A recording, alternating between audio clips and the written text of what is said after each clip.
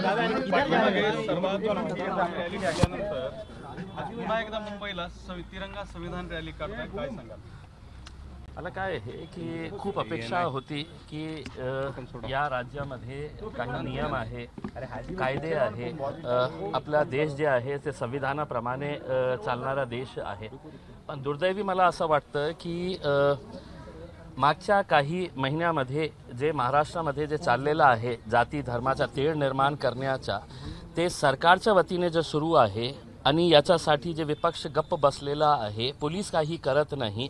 दुर्दैवाने मला असं म्हणावं लागत आहे की हायकोर्टाकडून अपेक्षा होती, पण हायकोर्टानेही जसा बोलायला पाहिजे होतं याच्या बाबतीत की कोणीही कोणत्या दुसऱ्या जातीच्या धर्माच्या बाबतीत बोलू नये, तरी सुद्धा दररोज आपल्याला हे ऐकायला मिळत आहे. म्हणून सरकारला आम्ही आणि विशेषकर मुख्यमंत्री आणि उपमुख्यमंत्र्यांना आम्ही संविधानाची प्रत देण्यासाठी चाललेलो आहोत आणि पोलिसांना हे सांगण्यासाठी की महाराष्ट्राचा इतिहास आहे, खूप चांगले IPS ऑफिसर्स आम्ही बघितलेले आहे. आज अशी राजनीतीमुळे का परिस्थिती झालेली आहे की एका प्रकरणामध्ये 60 FIRs रजिस्टर होऊन सुद्धा त्या रामगिरीवर कारवाई होत नाही. म्हणजे याचा अर्थ हे आहे, हे सगळं जे चाललेलं आहे ते सरकारच्या आशीर्वादाने चाललेलं आहे, त्यांच्या म्हणण्यानुसार चाललेलं आहे.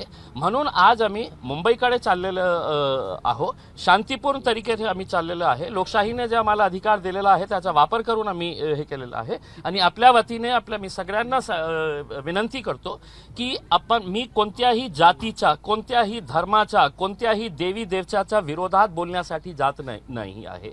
याच्यामध्ये अनेक आमचे नॉन मुस्लिम जे बांधव आहे त्यांनीही आम्हाला सहकार्य केलेले आहे. अनेक असे लोक ज्यांना देशाची प्रेम आहे, महाराष्ट्राची एक पुरोगामी जो संस्कृती होती, फुले शाहू आंबेडकर, छत्रपती शिवाजी महाराज, छत्रपती संभाजी महाराज यांची जे काळ होता ते आपण विसरलेले आहोत.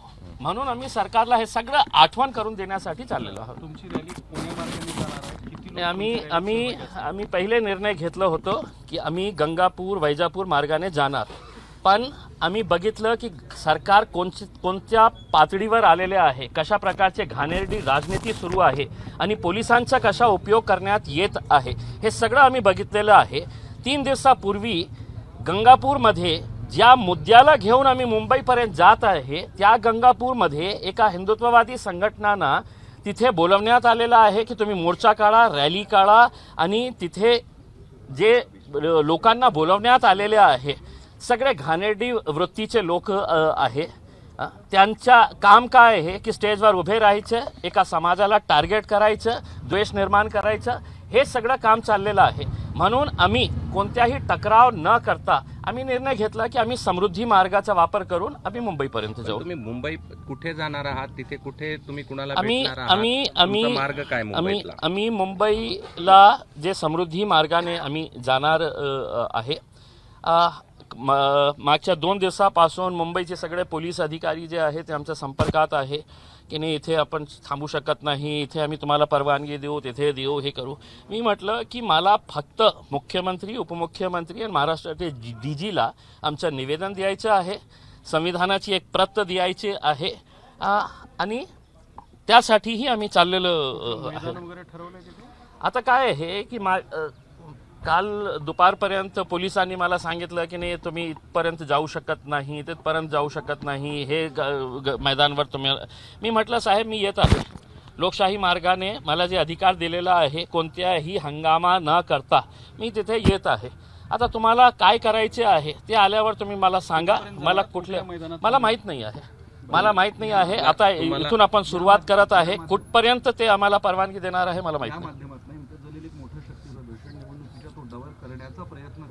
बघा, जेव्हा माझी पहिली पत्रकार परिषद झाली होती त्याच वेळी मी प्रामाणिकपणे सांगितलं होतं, आज पुन्हा ते रिपीट करत आहे की हे जो लोक आज माझ्यासोबत येणार आहे ते फक्त कोणत्या एका पक्षाचे नाही आहे. मी स्पष्टपणे सांगितलं होतं तुम्ही कोणत्या जमाताशी संबंधित आहे, कोणत्या तंजीमाची संबंधित आहे किंवा कोणत्या राजनैतिक पक्षाची संबंध आहे. एक मुसलमान म्हणून ज्यांना असं वाटतं की बाबा आज इतकं होऊन की लोक आम्हाला इतकं धमक्या देऊ लागले ओपनली की मशिदीमध्ये घुसून आम्ही मारू मुसलमानांना, इतकं स्पष्ट बोलून सुद्धा पोलीस गप्प बसलेले आहे. प्रेक्षक मोहम्मद जे आमच्यासाठी जीवापेक्षा जास्त आम्ही त्यांना महत्त्व देत आहे, त्यांच्या बाबतीत अशा प्रकारचे उद्गार केले जातात आणि कोणत्याही प्रकारची कारवाई होत नसेल तर मी कुठल्याही झेंडेचा वापर करत नाही, माझ्या नावाचा वापर करत नाही आणि मी सगळं राजनैतिक पक्षाचे नेत्यांना पत्र पाठवले होते की एकदा आपण सगळं राजनैतिक मतभेद विसरून तुम्हाला जे पक्षामध्ये राहायचे आहे तुम्ही राहा, पण एक मुसलमान म्हणून आज जे महाराष्ट्रामध्ये चाललेलं आहे, या राज्य आपला आहे, या देश आपला आहे, आपल्याला इथेच राहायचे आहे, शांतिपूर्ण तरीकेने आपल्याला राहायचे आहे, पण पोलीस आपल्याला, प्रशासन आपल्याला, सरकार आपल्याला आणि दुर्दैवाने हायकोर्ट ही आपल्याला ऐकत नसेल तर आम्ही काय करू. म्हणून आम्ही मुंबईचं जनजीवन विस्कळीत होईल मला माहीत नाही साहेब, मला माहीत नाही आहे. अनेक असे आंदोलनं झालेले आहे, अनेक असे मोर्चे मुंबईमध्ये निघालेले आहे. फक्त इम्तियाज जलील चालला तर मुंबईचं जीवन विस्कळीत होणार, मुंबईचा लॉ अँड ऑर्डर होणार, मुंबईचा ट्रॅफिकचा इश्यू होणार आहे. ते सरकार, प्रशासन, पोलीस बघतील. बरं, असं तुम्हाला अडवल्यानंतरची तुमची भूमिका काय आहे? तुम्हाला अडवलं रस्त्यात तर बघू ना साहेब, एकदा निघू तर द्या, एकदा निघू तर द्या. मागच्या वेळी आम्ही जेव्हा आरक्षणासाठी गेलो होतो तर जर सर्व जिल्ह्यामध्ये बॅरिकेड्स टाकून आम्हाला अडवण्यात आले होते. मुंबईपर्यंत गेलो होतो आम्ही. आता बघू, निघू तर द्या. मुख्यमंत्र्यांना आणि यांना प्रत देण्यासाठीचे डीजींना याच्यासाठी चाललो आहे. मुंबई बघितलेलं आहे अनेक वेळा, इंडिया गेट बघितलेलं आहे कशा आहे, मुंबई कशी आहे बघितलेलं आहे, समंदर बघितलेलं आहे. आता यांना बघण्यासाठी आम्ही चाललो आहे. एखादं शिष्टमंडळ आलं तर तुम्ही त्यांना भेटणार आहात का आणि तिथून काही लोकांना परवानगी दिली तर जाणार आहेत का? त्याच्यासाठीच आम्ही चाललो आहे. आता या सरकारवर आहे, त्यांनी बघा की किती लोकांचा रोष आहे, किती लोकांना असं वाटतं की नाही हे सरकार जे आहे, हे पोलीस जे आहे, हे प्रशासन जे आहे ते बरोबर काम करत नाही आहे. आणि फक्त मी मुस्लिमांच्या बाबतीत बोलत नाही, अनेक असे सेन्सिबल जे सेक्युलर नॉन मुस्लिम्स आहे तेही आमचं समर्थन करत आहेत, कारण त्यांनाही अशा प्रकारचा भेदभाव जे जाणून बुजून करण्यात येत आहे ते कोणालाही पाहिजे. गुन्हा दाखल केला जात नाही असं आपल्याला वाटतं? राजनैतिक दबाव आणि राजनैतिक दबावामुळेच आज गंगापूरमध्ये सभा घेण्याची परवानगी देण्यात आलेली आहे. दुसरं महत्त्वाचं, एकाच गोष्टीसाठी चाललेला आहात का अजूनही काही तुमच्या वेगळ्या मागण्या आहेत? आमच्या 2-3 मागण्या आहे. एक मागणी तर आम्ही हे केलेली आहे, आम्ही निवेदन पाठवलेलं आहे डीजी साहेबांना आणि मॅडमना, आणि आम्ही सांगितलेलं आहे की असा कायदा करण्याची आवश्यकता आहे की कोणीही कोणत्याही जातीचा, धर्माचा किंवा महापुरुषांचा अपमान करू नये. हे महाराष्ट्रामध्ये वारंवार सुरू आहे अशा प्रकारचं हे, तर त्याच्यासाठी एक कायदा करण्याची आवश्यकता आहे, ते केंद्र पातळीवर सुद्धा आणि राज्य पातळीवर सुद्धा. दुसरं म्हणजे हे जे चाललेलं आहे ते नितेश राणे ज्या प्रकारचे वक्तव्य करत आहे आणि अनेक त्यांचे असे लोक आहे ज्यांना सोडण्यात आलेले आहे की तुम्हाला जे बोलायचे आहे, जे बकबक करायचे आहे तुम्ही करा, आम्ही तुम्हाला हात लावणार नाही. मग त्यांचा कायदा वेगळा आहे का आणि माझ्यासाठी कायदा वेगळा आहे का, हे प्रश्न त्यांना विचारण्यासाठी गेलेला आहे. मौलाना सलमान अझहरी जे आहे ते जेलमध्ये आहे मागच्या 1 वर्षापासून. त्यांचा दोष काय आहे माहीत आहे का? त्यांनी एक शेर वाचलं होतं की त्याच्यामध्ये कोणत्याही जातीचा उल्लेख नाही होते, कोणाचाही नाव नाही होतं, फक्त एक शेर त्यांनी सांगितलं होतं आणि त्याच्यामुळे त्यांच्यावर इतकं गंभीर हे सेक्शन्स लावून त्यांना जेलमध्ये पाठवण्यात आलेलं आहे. काही कायदा आहे का नाही का तुमचं सगळं गुंडाराज चालणार आहे आणि आम्ही गप्प बसून तुम्हाला सगळं बघणार आहे आणि हो हो करणार आहे तुमचं? आम्ही करणार नाही. आता हिंदीमध्ये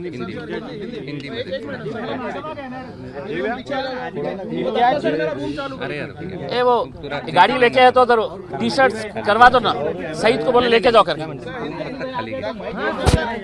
बसेस के अंदर जितने बच्चे हैं वो सब बच्चों को. सर क्या बताएंगे आप, मुंबई निकल रहे हैं, ठीक है, क्या भूमिका है? इम्तियाज जी, आज आप निकल रहे हैं मुंबई की ओर, किन मांगों के तहत आप जा रहे हैं और क्या सरकार से आपको इस चलो मुंबई की इजाज़त मिली है या फिर नहीं मिली है? देखिए साहब, सरकार जानती है कि महाराष्ट्र के अंदर जो हरकतें हो रही है वो सरकार द्वारा ही चलाई जा रही है. पुलिस का कैसे इस्तेमाल किया जा रहा है, बहुत दुर्भाग्य के साथ ये कहना पड़ रहा है. आज महाराष्ट्र में जो जाति, धर्म और मज़हब की दीवारें खड़ी की जा रही है, जो दंगा भड़काने की कोशिशें की जा रही है, जो स्टेज के ऊपर खुले आम मुसलमानों को गालियां दे रहे हैं, ये धमकी दे रहे हैं कि हम मस्जिदों में घुस कर मारेंगे, तो क्या ये के क्रिमिनल एक्ट नहीं है? क्या इसके ऊपर कार्रवाई नहीं होनी चाहिए? नहीं हो रही है. इस वजह से हमने ये फैसला किया कि हम मुंबई तक जाएंगे और महाराष्ट्र की सरकार, विशेषकर मुख्यमंत्री एकनाथ शिंदे साहब, जिन्होंने उस रामगिरी का समर्थन करते हुए ये कहा था की तुझ्या केशालाही आम्ही हात लावू देणार नाही, म्हणजे इसका मतलब ये है कि जो मानसिकता इस रामगिरी की है वही मानसिकता लेके महाराष्ट्र के मुख्यमंत्री अगर काम कर रहे हैं तो हम उन्हें यह एहसास दिलाने के लिए जा रहे हैं कि ये देश चलेगा तो कायदे के हिसाब से, ये राज्य चलेगा तो कानून के हिसाब से चलेगा। यहाँ पर आप संविधान के हिसाब से कार्य करिएगा, उसमें इस तरीके से किसी एक जाति एक धर्म के हिसाब से काम मत करिएगा। साथ ही साथ हम पुलिस के वरिष्ठ अधिकारियों को भी ये बताने के लिए जा रहे हैं, महाराष्ट्र का इतिहास रहा है, एक से एक फाइनेस्ट ऑफिसर्स हमने पुलिस ऑफिसर्स महाराष्ट्र के अंदर देखे हैं। क्या वजह है कि 58-60 FIRs रजिस्टर होने के बावजूद भी कोई पुलिस वाला काम करने के लिए तैयार नहीं है, एक्शन लेने के लिए तैयार नहीं है। इसलिए नहीं लेने के लिए तैयार है कि इनके माई बाप जो है, जो मुख्यमंत्री है, वो आके कहे हैं कि नहीं इसको कुछ करना नहीं है, इसके बाल को भी धक्का लगना नहीं चाहिए। जब उन्होंने कह दिया है तो उनके नीचे के जो प्यादे हैं वो स्टेज के ऊपर खड़े रह के मुसलमानों को हर रोज़ गालियां दे रहे हैं। तो हम सिर्फ अकेले मुसलमान जा रहे हैं ऐसा नहीं है। मैं आपको ये बताऊं कि हमारे हिंदू समाज के एक हमारे भाई और बहन ने, उन्होंने 100 गाड़ियाँ इसके अंदर शामिल कराए हैं, अपने पैसों से उन्होंने 100 गाड़ियाँ इसके अंदर शामिल करवाए हैं। और सिर्फ उन्होंने ये कहकर करवाए हैं कि महाराष्ट्र के अंदर जो चल रहा है वो कायदे कानून संविधान के हिसाब से नहीं चल रहा है। आपने जो पहल की है हम आपके साथ है। कहाँ से लोग तो मौलाना आज़ारी के बारे में भी कुछ बात करने वाले हैं या उनको लीगल एड प्रोवाइड कराने वाले हैं? देखिए, हमने कुछ मुद्दे रखे हुए हैं। उन मुद्दों के अंदर हम ये चाहते हैं कि देश के अंदर कुछ ऐसा कानून बने कि जहाँ पर कोई भी किसी भी जात धर्म या उस धर्म के जो महापुरुष है उनके बारे में कोई भी किसी तरह की बयानबाजी नहीं होनी चाहिए, और अगर होती है तो सख्त कानून उसके ऊपर होना चाहिए। दूसरी हमने मांग की है कि ये जो राणे टाइप के पिल्लुआं छोड़े गए हैं इनके ऊपर कार्रवाई करेंगे या नहीं करेंगे। आप ये समझ रहे हैं कि सिर्फ जबान उसके मुंह में है और हम गूंगे मुक्के और बहरे हैं, हम कुछ बोल नहीं सकते हैं करके। बोलना हमें भी आता है, लेकिन हमारी संस्कृति, हमारी तहजीब और हमारा मजहब इसकी इजाज़त नहीं देता है कि हम किसी दूसरे मजहब के बारे में, दूसरे धर्म के बारे में हम इस तरह की बयानबाजी करें। तीसरा हमने ये कहा है कि मौलाना सलमान अजहरी जो है उन्होंने सिर्फ एक शेर पढ़ा था, उस शेर के अंदर किसी जात का जिक्र नहीं था, किसी धर्म का जिक्र नहीं था, किसी इंसान के बारे में नहीं कहा गया था। उस शेर की बुनियाद के ऊपर 1 साल से ज़्यादा का वक्त हो गया है, वो जेल में है। तो क्या इस तरह का कानून चलता रहेगा साहब कि जिसको जो बोलने की इजाज़त हमने दिए है तुम बोलो, हम कुछ नहीं करेंगे, और ख़ास लोगों ने अगर ज़रा से अभी कुछ कर दे, हम उफ भी कर दे ले तो हमारे पीछे पड़ जाएंगे, और वो खुलेआम नंगा नाच कर रहे हैं, उसके ऊपर कोई कार्रवाई नहीं करेंगे। तो हम चले हैं मुंबई की तरफ, जाके है तो संविधान देंगे, उन्हें याद दिलाएंगे कि साहब इससे कब देश चलेगा। कहाँ से लोग आपकी इस रैली में का मुझे नहीं पता है, लेकिन मैंने पहली मर्तबा ये कहा था कि महाराष्ट्र के इतिहास के अंदर इतनी बड़ी रैली नहीं होगी करके। आप नासिक के बाद देखेंगे, मैं यकीन के साथ कह सकता हूँ कि हिंदुस्तान की तारीख के अंदर इतनी बड़ी रैली नहीं निकली होगी जो आज आपको देखने को मिलेगी। एबीपी माझा, उघडा डोळे बघा नीट।